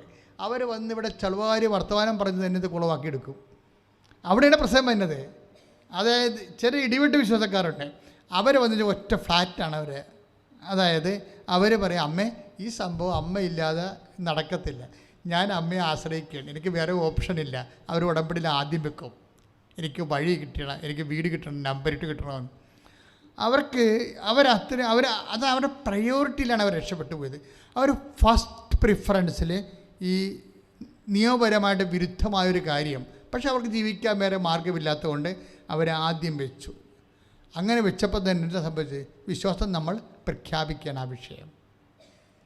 ചില ആൾക്കാരൊക്കെ ഇപ്പോൾ ഞാൻ പറഞ്ഞില്ലേ, ഭർത്താവിന് ക്യാൻസറാണ് എന്ന് പറഞ്ഞുകൊണ്ട് നമ്മുടെ ഇവിടെ ചീട്ട് മേടിക്കും. അപ്പോൾ ക്യാൻസർ ഉടനെ അച്ഛൻ കാണുമല്ല, അപ്പോൾ അതുകൊണ്ട് ചീട്ട് മേടിച്ചിട്ട് തള്ള വന്ന് പറയണത് എന്താണെന്നറിയാവോ? മകൾക്ക് കാനഡയിൽ പോകാൻ അവർക്ക് PR കിട്ടിയില്ലെന്നാണ്. അപ്പോൾ ഞാൻ ചോദിക്കും, അപ്പോൾ പിന്നെ രണ്ടാമത് പറയണത് അവർക്ക് വീട് ശരിയായിട്ടില്ല എന്നൊക്കെ പറയും. അപ്പോൾ ചീട്ട് മേടിച്ചിരിക്കണത് എന്താണ്? ഭർത്താവിന് ക്യാൻസർ. അത് ശരിയായിട്ടുള്ള കാര്യമാണ്. ഇതെല്ലാം കഴിയുമ്പോഴാണ് ഞാൻ അങ്ങോട്ട് ചോദിക്കും, ഈ നിൽക്കണതാണ് ചേച്ചിയുടെ ഹസ്ബൻഡ്? അതെ. വെച്ച് കഴിഞ്ഞാൽ ചേട്ടന് എന്താണ്? ചേട്ടൻ ക്യാൻസറാണ്. എന്നാൽ ചേട്ടൻ്റെ മരിപ്പ് വരെ അവരെടുത്ത് കുഴിയാഴ്ച കഴിഞ്ഞ് നിൽക്കണവരെ ആളെന്ന് അവർ മാനസികമായിട്ട് ആ വിഷയങ്ങളെല്ലാം ക്ലിയർ ചെയ്തിരിക്കുകയാണ്. ഇയാൾ മരിക്കും, അതിനുശേഷം പിന്നെയുള്ള ജീവിതത്തെക്കുറിച്ചാണ് അവർ. പക്ഷേ അച്ഛനെ കാണണമെന്നുണ്ടെങ്കിൽ ഇയാളെ കരുവാക്കാതെ കാണാൻ പറ്റത്തില്ല. ഇതോടുകൂടി ഈ ചേർത്തിൻ്റെ കാര്യത്തിലൊരു ഏറെക്കുറെ ഒരു തീരുമാനമാകും. എന്താണ്? ഇവർ ബാക്കിലേക്ക് പോകും. കാര്യം ഇവരെന്ന് വെച്ച് കഴിഞ്ഞാൽ യേശുവായിട്ട് ബന്ധമില്ല. അതാണ് വിഷയം. എന്താ പ്രശ്നം വെച്ചാൽ ഇവർ ചെയ്യേണ്ടിയിരുന്നത്, ഈശോ പറയണത് ആദ്യം ദൈവത്തെ മഹത്വപ്പെടുത്തണം, അല്ലേ? അപ്പോൾ ബാക്കിയുള്ളതെല്ലാം അതിൻ്റെ കൂടെ ചേർത്ത് നൽകുമെന്നല്ലേ. ഇപ്പം 33:6 ഭയങ്കരമായൊരു മദർ വേർഡാണത്. മദർ വേർഡ് എന്ന് പറഞ്ഞാൽ എന്താണ്? ഇങ്ങനെ പ്രസവിച്ച് കൊണ്ടേയിരിക്കും, അല്ലേ? ബൈബിളിൽ കുറേതരം വാക്കുകളുണ്ട്. അല്ല, ഒന്നാണ് മദർ വേർഡ് എന്ന് പറയുന്നത്. മദർ വേർഡ് എന്ന് പറഞ്ഞൊരു വേർഡ് നമുക്കൊരു അനോയിൻറ്റിങ് ആയി പോയി കഴിഞ്ഞാൽ ഈ വേർഡിൽ നിന്ന് കുറേ വചനങ്ങളിങ്ങനെ വന്നുകൊണ്ടിരിക്കും. കാര്യം അതിങ്ങനെ വചനം പുതിയ കാഴ്ചപ്പാട് ഉൾക്കാഴ്ചകൾ നമുക്ക് തന്നുകൊണ്ടേയിരിക്കും. മത്തായി 6:33 ആദ്യം ദൈവത്തെ മഹത്വപ്പെടുത്തുവിൻ എന്ന് വെച്ചാൽ ദൈവത്തിൻ്റെ രാജ്യം, ആദ്യം അവിടുത്തെ രാജ്യവും അവിടുത്തെ നീതിയും അതാണ് ദൈവത്തെ മഹത്വപ്പെടുത്തുവിൻ. ഒറ്റ വാക്ക് പറഞ്ഞത് എന്താണ്? ദൈവത്തെ മഹത്വപ്പെടുത്തുവിൻ. അപ്പോൾ ദൈവത്തെ മഹത്വപ്പെടുത്തുമ്പോഴാണ് ബാക്കിയുള്ളത് ചേർത്ത് കിട്ടുന്നതെല്ലാം. അപ്പം ചേർത്ത് കിട്ടുന്ന കാര്യത്തിൻ്റെ അത് ദൈവമഹത്വം ഇല്ലെങ്കിൽ, ഇപ്പം നിങ്ങൾ എപ്പോഴും ഓർത്തേക്കണം, ഒരു കാര്യം ദൈവത്തിൻ്റെ മുമ്പിൽ പ്ലേസ് ചെയ്യുമ്പോൾ മഹത്വത്തിൻ്റെ കണ്ടൻറ് ഉണ്ടാകുന്ന ഇൻസ്പെക്റ്റ് ചെയ്യണം. ഇപ്പം ദിസ് ഇസ് തേർഡ് പോയിൻറ്റ്. ആദ്യം എന്താണ്? വിശ്വാസം എന്താണ് ചെയ്യണം?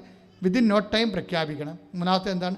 കണ്ടൻറ് ഓഫ് ദി ഫാദർ, പിതാവിൻ്റെ ഇടപെടൽ അതിനകത്ത് ഉണ്ടാകുന്ന രീതിയിൽ നീ ഈശോയുമായിട്ട് ഇൻറ്റിമേറ്റ് ആകണം. മൂന്നാമത്തെ എന്താ വെച്ചാൽ ഇപ്പം എന്താ പറഞ്ഞിരിക്കുന്നത്? മഹത്വത്തിൻ്റെ കണ്ടൻറ്റ്. അതായത് ഒരു വിഷയം അത് മഹത്വത്തിൻ്റെ കണ്ടൻ്റായിട്ട് വെച്ചാൽ ദൈവത്തിന് മഹത്വം വെച്ചാൽ നമുക്കറിയാമില്ല, ആന നിന്നാലും ചിലപ്പോൾ 12,000, ചെരിഞ്ഞാലും 12,000 എന്ന് പറയും.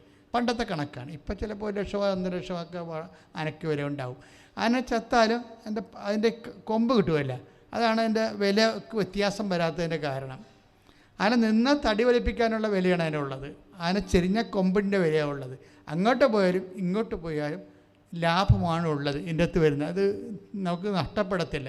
ഇതുപോലെയാണ് വിശ്വാസത്തിൻ്റെ ഒരു വിഷയം. വിശ്വാസം ഇപ്പം നമ്മുടെ വിഷയം ദൈവത്തിൻ്റെ സന്നിധി വെച്ചു. മേ ബി ഒരു ഹാർഡായിട്ടുള്ള ടാസ്ക്കാണെന്ന് വിചാരിച്ചോ, വിശ്വാസം ദൈവത്തിനും വെച്ചു. ആ വിശ്വാസം നടന്നാൽ ആ വീട് അത് നിനക്ക് ജോലി കിട്ടുകയോ അതനുസരിച്ച് നിൻ്റെ കാര്യങ്ങൾ നീ കല്യാണം കഴിക്കുകയോ അങ്ങനെ പോയോ ആ രീതിയിൽ ഇറ്റ്സ് ഓക്കെ. ഇനി അതിന് ദൈവമഹത്വം ഉണ്ടാവും. അത് നടന്നില്ലെങ്കിലും മഹത്വം ഉണ്ടാകണം.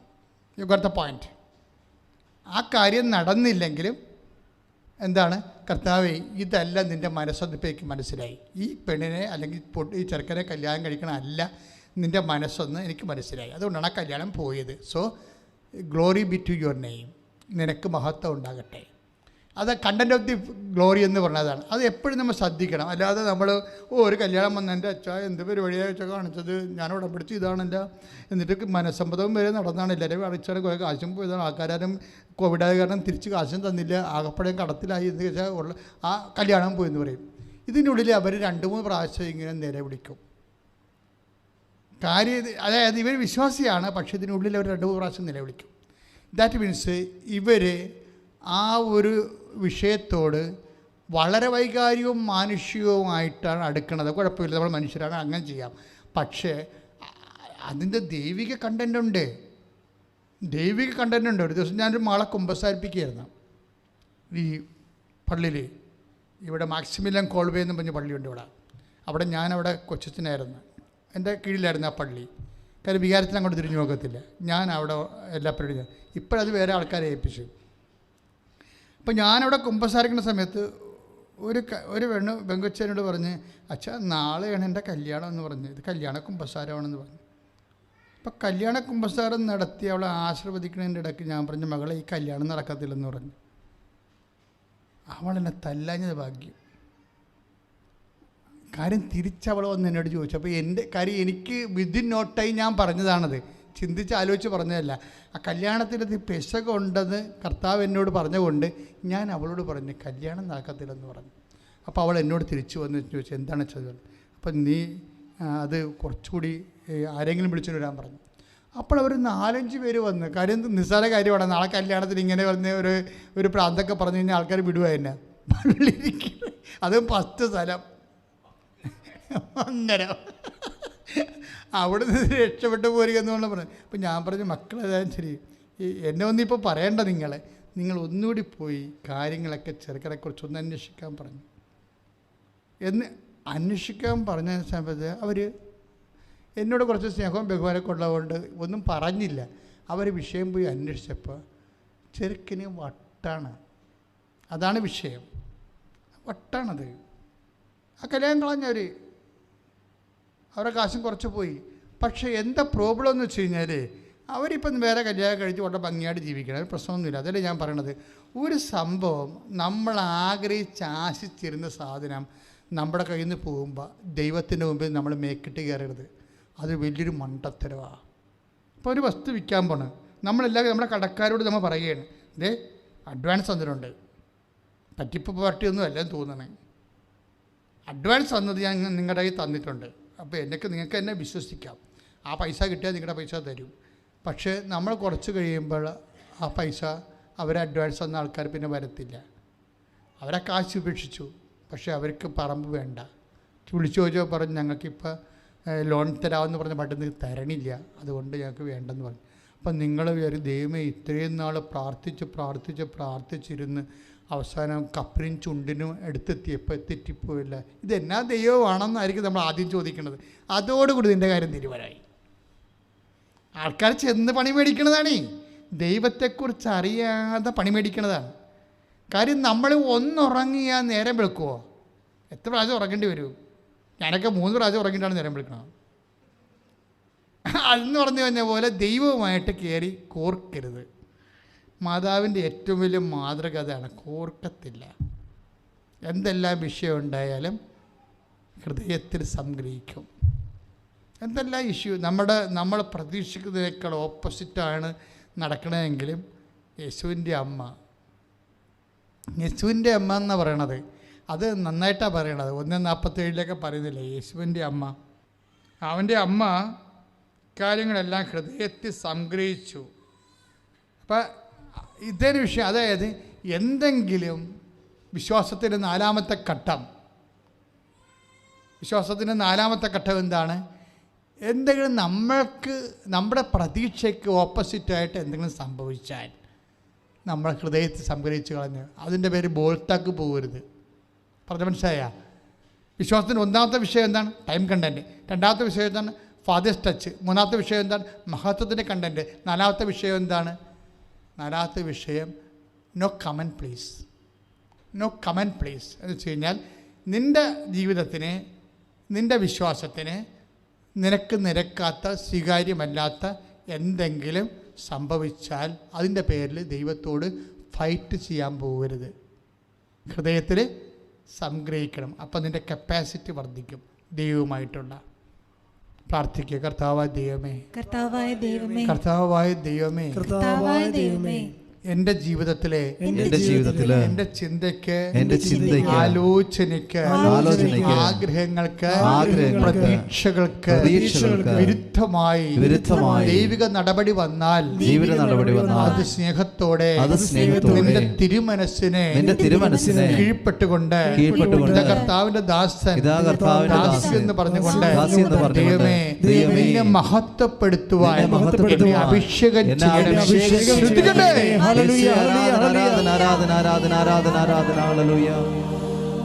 നീ എൻ്റെ നാഥനല്ലോ, നിത്യജീവന്റെ നാഥനല്ലോ.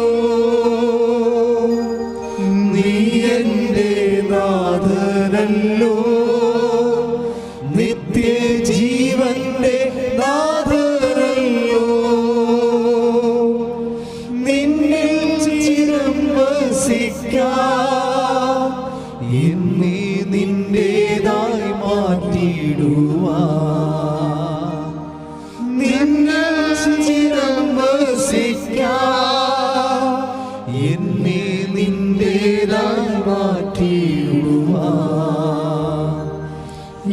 ഈശോ നീ വന്നാലുമെൻ ഹൃദയത്തിൻ നാഥനായി സ്നേഹത്തിലൊന്നായി ഞാൻ നിന്നിൽ ലയിച്ചിടട്ടെ. Price the Lord. ഇപ്പം നമ്മുടെ സബ്ജക്റ്റ് എന്താണെന്ന് വെച്ചാൽ ദൈവവുമായിട്ട് എങ്ങനെയാണ് ഓൺലൈനിലാകണതെന്നാണ് സബ്ജക്റ്റ്. എന്തെങ്കിലും ഒരു വിഷയം വന്നാൽ നമുക്ക് അജ്ഞാതമായ വഴികൾ വരത്തില്ലേ? നമുക്ക് ആ വഴി എന്താണെന്ന് അറിയത്തില്ല, എങ്ങനെയാണ് ചെയ്യേണ്ടതെന്ന് അറിയത്തില്ല. ഇപ്പോൾ നമ്മുടെ വിസയ്ക്ക് കൊടുത്തിരിക്കുന്ന പാർട്ടി എപ്പോഴും നമ്മുടെ പ്രോസസ്സിങ്ങിൽ സ്റ്റേ പ്രോസസ് എന്ന് പറഞ്ഞുകൊണ്ട് നമ്മുടെ ഇമെയിൽ എപ്പോൾ നോക്കിയാലും നമ്മൾ നോക്കുമ്പോൾ കമ്പനി വെബ്സൈറ്റിൽ കയറുമ്പോൾ ഇൻ പ്രോസസ് എന്ന് പറയും വിസയുടെ കാര്യം. നമ്മളവർക്ക് ദൈവം ഇങ്ങനെ പ്രോസസ്സ് എന്ന് പറയുമ്പോൾ പലിശ കൂടുമില്ല. നമ്മൾ കൊടുത്തിരിക്കുന്ന കാശില്ല, അതിൻ്റെ പലിശ കൊടുത്തില്ലേ? അപ്പോൾ എന്താണ് മകനെ വല്ലതും ആയാടാ? ഇല്ല. ഓ ദൈവം ഭണ്ഡാരം, പലിശ കൂടുമില്ല, വീടും കൊണ്ടേ പോകത്തുള്ളായിരിക്കും. അമ്മ തലയെ കഴിച്ച് ഇവരാകുകയാണ് അടുത്ത മുറിയിലേ. ഇവരാരും വിശ്വാസികളല്ല, അതാണ് പ്രശ്നം. അതായത് ഇതെല്ലാം പ്രോസസ് ടൈം എന്ന് പറയുമ്പോൾ വെറുതെ കമ്പ്യൂട്ടറിൽ നിൻ്റെ വിസ പ്രോസസ്സിങ് മാത്രമല്ല നടക്കുന്നത്, നിൻ്റെ വിശ്വാസത്തിൻ്റെ പ്രോസസ്സിങ് കൂടി നടക്കുന്നുണ്ട്. വിസയും വിശ്വാസമൊക്കെ ഒരുമിച്ച് പോകുന്നതാണ്. എന്ന് വെച്ച് കഴിഞ്ഞാൽ നിൻ്റെ ജീവിതത്തിലെ പ്രോസസ്സിങ് എന്ന് പറഞ്ഞാൽ നിൻ്റെ വിശ്വാസം കൂടി ദൈവം പ്രോസസ്സ് ചെയ്തുകൊണ്ടിരിക്കുകയാണ്. നിൻ്റെ വിശ്വാസം കൂടി ദൈവം പ്രോസസ്സ് ചെയ്തുകൊണ്ടിരിക്കുകയാണ്. അതെപ്പോഴാണത് കറക്റ്റാകണത് അനുസരിച്ച് ഈസി ആയിട്ട്. ഇപ്പോൾ ഈ ചേച്ചിയുടെ കാര്യം കണ്ടില്ലേ? ചേച്ചി നമ്മൾ മുമ്പ് എന്താ പറഞ്ഞത്? ദൈവവുമായിട്ട് ഇങ്ങനെ 1, 2, 3, 4, 5 സെക്ഷനായിട്ടുള്ള ഇൻ്റർവ്യൂവും ടെസ്റ്റും ഒക്കെ കഴിഞ്ഞ് കഴിയുമ്പോൾ ദൈവവുമായിട്ട് ഓൺലൈനിലാകും. അപ്പോൾ ഓൺലൈനാകുമ്പോൾ ചേച്ചിക്ക് അങ്ങനെ ഒരു ഓൺലൈൻ, പിന്നെ നമുക്ക് മെസ്സേജിങ് ആവും. ദൈവമായിട്ട് അടുത്ത് ആത്മാർത്ഥമായിട്ട് അടുത്ത് കഴിയുമ്പോൾ പിന്നെ പിതാവിൻ്റെ ഫാദർ ടച്ചുള്ള കാരണം നമുക്ക് മെസ്സേജ് വന്നുകൊണ്ടിരിക്കും. ഇന്ന സമയത്ത് ഇന്നതുപോലെ ചെയ്യണം. സ്വപ്നം കാണും ദൈവത്തെ, സ്വപ്നത്തിൽ കൂടെ പ്രത്യക്ഷപ്പെട്ട് ഇന്ന കാര്യം ചെയ്യാൻ പറയും. അതൊക്കെ എല്ലാം ഇന്നത്തെ കാലത്ത് എപ്പോഴും നടക്കുന്ന കാര്യമാണ്. ഇത് ഉടമ്പടി എടുത്ത ആൾക്കാരുടെ സാക്ഷി നോക്കിയാൽ മതി. അത്രയും അമ്മമാതാവ് പ്രത്യക്ഷപ്പെട്ട് പറയുന്ന കാര്യങ്ങളൊക്കെ കേട്ട് കഴിഞ്ഞാൽ നമ്മൾ ഞെട്ടിപ്പോവും. എല്ലാവർക്കും ഓരോ കാര്യം അവരുടെ രീതി അനുസരിച്ച് പറയും. അപ്പം അങ്ങനെ കുറേ സാക്ഷ്യങ്ങളുണ്ട് ആ രീതിയിൽ. പക്ഷെ അവരൊക്കെ എങ്ങനെയാണ് ആ സാക്ഷ്യത്തിൻ്റെ ലെവലിലോട്ട് ചെന്നതെന്ന് പറഞ്ഞത് ഇൻറ്റിമസിയാണ് അതിൻ്റെ അകത്ത് വരുന്ന ഒരു പ്രധാനപ്പെട്ട വിഷയം. ഇൻറ്റിമസി എന്ന് വെച്ചാൽ ദൈവത്തിന് പല കാര്യവും വിശ്വാസത്തിൻ്റെ പേരിൽ ദൈവത്തിനെ അക്സെപ്റ്റ് ചെയ്തുകൊണ്ട് ദൈവത്തിനെ ഒരു പരിഭവത്തിനും വാഗ്വാദത്തിനും മത്സരത്തിനും ഒന്നും ഫൈറ്റ് ചെയ്യാൻ പോകാതെ അമ്മയെപ്പോലെ ഹൃദയത്തിൽ സംഗ്രഹിച്ചു. അങ്ങനെ വളരെ തഞ്ചത്തോടും തായത്തോടും കൂടി ദൈവത്തിൻ്റെ തിരുസന്നിധിയിൽ വ്യാപരിച്ചാണ്. അങ്ങനെ വരുമ്പോൾ എന്താ പറയണത്? നീ നടക്കേണ്ട വഴി അജ്ഞാതമായ വഴി. ഇപ്പം 42 ഐസയാ 42:16 അജ്ഞാതമായ മാർഗത്തിൽ ഇത് പറഞ്ഞേ, അജ്ഞാതമായ മാർഗത്തിൽ കുരുടരെ ഞാൻ നയിക്കും, അപരിചിതമായ പാതയിൽ അവരെ ഞാൻ നടത്തും. ഇത് വാഗ്ദാനമാണ്. നമുക്ക് തന്നിരിക്കുന്ന 10,000-കണക്കിന് വാഗ്ദാനങ്ങളിൽ ഒന്നാണിത്. എന്നുവെച്ചാൽ ചില സമയത്ത് നമുക്ക് വഴിമുട്ടിപ്പോകും, ഗതിമുട്ടിപ്പോകും, പിന്നെ ചിലപ്പം മൊഴി മുട്ടിപ്പോകും. എന്താണ് പറയേണ്ടതെന്ന് അറിയാൻ പറ്റില്ല, ബബബ ജബജബ അടിയും എന്നറിയാൻ പറ്റില്ല. നമുക്ക് ഇങ്ങനെ മനുഷ്യ ജീവിതത്തിൽ സംഭവിക്കാം. അതാണ് ഈ പറയണത്, നിനക്ക് അജ്ഞാതമെന്ന് പറഞ്ഞതിൻ്റെ അർത്ഥം നിനക്കറിയാൻ പാടില്ലാത്ത വഴികളിലൂടെ 42:16 ഞാൻ നിന്നെ നടത്തും. അതുകൊണ്ടാണ് നമ്മൾ വീണ്ടും 32:8 വായിച്ചത്. സങ്കീർത്തനം എന്താ വായിച്ചത്? സങ്കീർത്തനം നീ നടക്കേണ്ട വഴി എന്ന് പറഞ്ഞേ, നീ നടക്കേണ്ട വഴി ഞാൻ നിന്റെ മുഖത്ത് നോക്കി ഉപദേശിക്കും. ഇൻറ്റിമസിയുടെ സമയമായി. ദൈവവും നാമനും തമ്മിൽ ഒരു ആഭിമുഖത്തിനുള്ള സമയമായി. റിലേഷൻസാണിത്. വഴി തെളിഞ്ഞു വരുന്ന റിലേഷനിലൂടെയാണ്. എന്താണ് നീ നടക്കേണ്ട വഴി? ഏറ്റു പറഞ്ഞേ, നീ നടക്കേണ്ട വഴി. സങ്കീർത്തനം 32:8 നീ നടക്കേണ്ട വഴി ഞാൻ നിന്റെ മുഖത്ത് നോക്കി ഉപദേശിക്കും. മീൻസ് ദൈവവും നമ്മളും തമ്മിൽ അപ്പുറത്തും ഇപ്പുറത്തുമായിട്ട് സിറ്റ് ചെയ്യുകയാണ്, ഇൻറ്റിമസിയായി. അപ്പം നമുക്ക് ഇങ്ങനെ സമയത്ത് വഴി പറഞ്ഞു തരും. വിശ്വാസം പ്രഖ്യാപിക്കുന്നതനുസരിച്ച് വിശ്വാസത്തിൽ നോ ടൈം എടുക്കുമ്പോഴും ഫാദേഴ്സ് ടച്ച് ഉണ്ടാകുമ്പോഴും മഹത്വത്തിൻ്റെ കണ്ടന്റ് ഉണ്ടാകുമ്പോഴൊക്കെ നമ്മൾ കോൾ ടു ഇൻറ്റിമസി ആവും, ദൈവത്തോട് അടുത്ത് വരും. അങ്ങനെ വരുമ്പോൾ 32:8 വർക്കൗട്ട് ചെയ്യും. എന്താണ്? നീ നടക്കേണ്ട വഴി അജ്ഞാതമായ വഴിയാണ് നിനക്കത്, പക്ഷേ ഞാനത് നിൻ്റെ മുഖത്ത് നോക്കി ഇപ്പോൾ പറയും. അപ്പോൾ നിങ്ങൾ ഓർക്കും ഇത് സാധാരണ മനുഷ്യർക്ക് സാധ്യമാണ്. തീർച്ചയായിട്ടും ആ ചേച്ചി ആ ടൈപ്പ് സാധനമാണ്. നമ്മുടെ ഇവരില്ലേ CRZ ചേച്ചി, അവരാ ടൈപ്പാണ്. അവർ കർത്താവുമായിട്ട് ഇൻറ്റിമസിയാണ്. വെച്ചാൽ അവരെ ഒന്നാമത് വെച്ചിരിക്കുന്നത് അവർക്ക് അവർക്ക് ഗവൺമെൻറ്റിൻ്റെ അവർക്ക് നമ്പറിട്ട് തരുന്നില്ല. 7 പ്രാവശ്യം ഒരു പഞ്ചായത്തിൽ 7 മാസത്തിനുള്ളിൽ 7 പ്രാവശ്യം പോയെന്നാണ് പറയണത്. ഇനി അമ്മ തന്നെ അത് ചെയ്യേണ്ടി വരും. എനിക്കതിനെക്കുറിച്ച് അറിയത്തില്ലെന്ന് പറയും.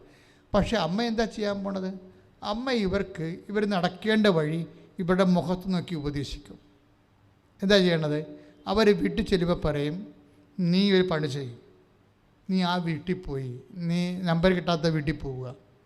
അവിടെ ഒരു ആന്തരികമായ പ്രേരണയാൽ ഇവർ നമ്പർ കിട്ടാത്ത വീട്ടിലോട്ട് പോകുമ്പോൾ എന്ന് പറയും, നീ ആ പച്ചത്തിരിയും നീലത്തിരിയും ഒരുമിച്ചെടുക്കാൻ പറയും. അപ്പം നമ്മളിത് ഇവിടുന്ന് പറഞ്ഞു കൊടുത്തിട്ടില്ല. അത് അപ്പോൾ ഇവരെന്നാ ചെയ്യണത്? ഈ നീലത്തിരിയും പച്ചത്തിരിയും ഒരുമിച്ചെടുക്കും. ഒരുമിച്ചെടുത്ത്